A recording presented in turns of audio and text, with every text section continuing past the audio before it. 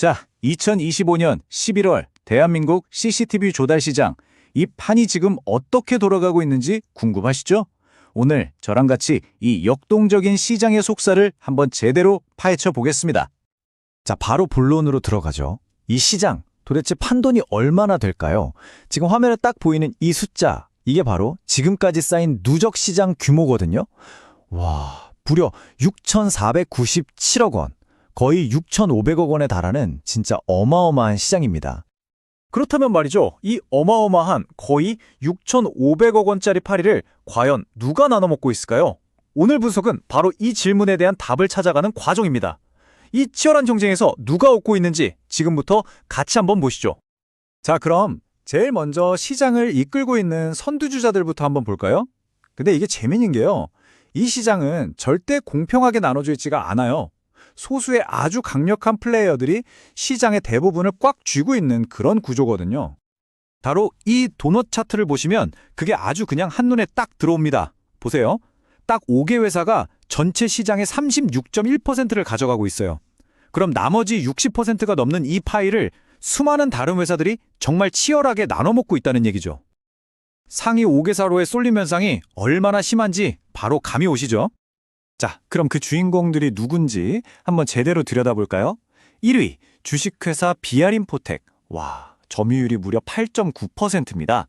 그 뒤를 이어서 주식회사 홍석, 이노뎁, 주식회사 포딕스 시스템, 그리고 주식회사 디라직이 쭉 따라오고 있네요. 이 5개 기업을 다 합치면 시장의 3분의 1이 그냥 넘어가는 거예요. 말 그대로 시장의 공룡들이라고 할 수 있겠죠. 네, 맞습니다. 이 상위 5개사는 공공조달 시장에서 정말 난공불락의 요새, 철옹성을 쌓아 올린 거죠. 하지만 말이죠, 이 높은 성벽 바로 아래에서는 완전히 다른, 훨씬 더 피 튀기는 이야기가 펼쳐지고 있습니다. 자, 이제 시선을 조금 아래로 내려서 중위권으로 가보겠습니다. 여기는요, 정말 말 그대로 전쟁터입니다.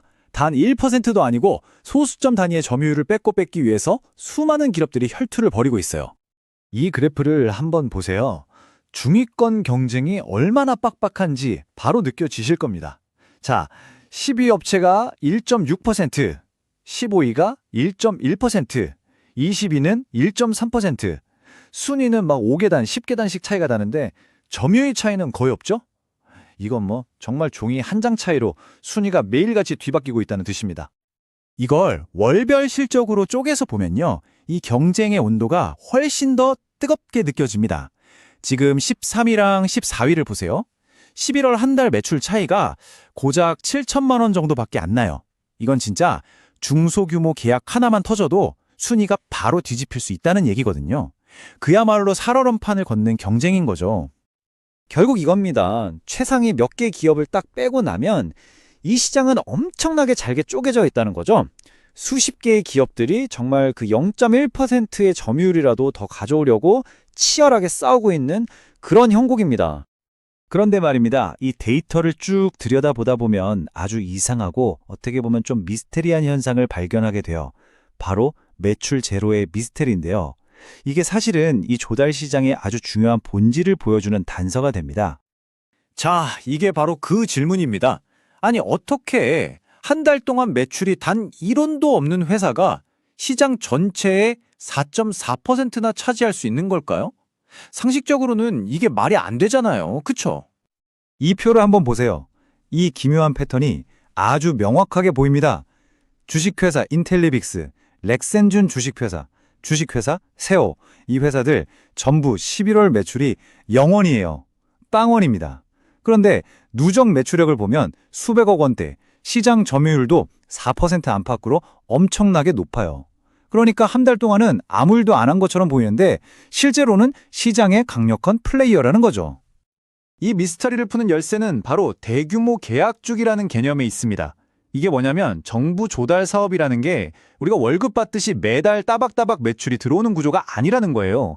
대신에 몇 달 혹은 몇 년짜리 큰 프로젝트 하나가 딱 끝나면 그게 계약금이 한 방에 쾅 하고 들어오는 거죠. 이게 바로 이 조달 시장의 아주 독특한 특징입니다.